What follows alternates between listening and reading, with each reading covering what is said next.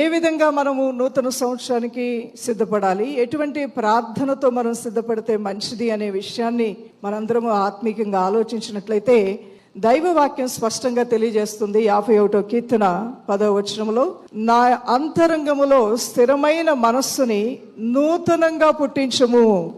అవును, స్థిరమైన మనస్సు నూతనంగా కలుగు చేయమని కీర్తనకారుడు అడుగుతున్నాడు. అంటే ఇప్పటి వరకు అతనికి స్థిరమైన మనస్సు లేదా, అతని మనస్సు ఏమైనా అస్థిరంగా ఉందా అనే విషయానికి వస్తే అదేమీ కాదు. కానీ అతను కోరుకుంటూ ఉన్నాడు దేవుని యొక్క సన్నిధానంలో, ఇప్పటి వరకు నేను జీవించిన జీవితం కన్నా కూడా ఇంకా నేను నూతనత్వాన్ని, నూతన ఆశీర్వాదాల కొరకు కోరుకుంటున్నాను ప్రభువా.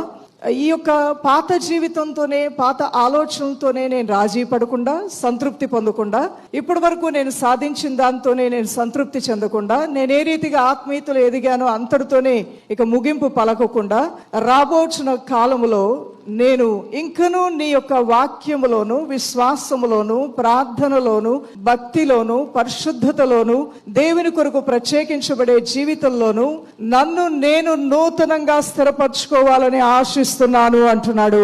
ఇట్టి ప్రార్థనతో మనం సిద్ధపడిన యెడల ఎంత ఆశీర్వాదకరంగా, ఎంత అద్భుతంగా ఉంటుందో ప్రియ దైవజనమా.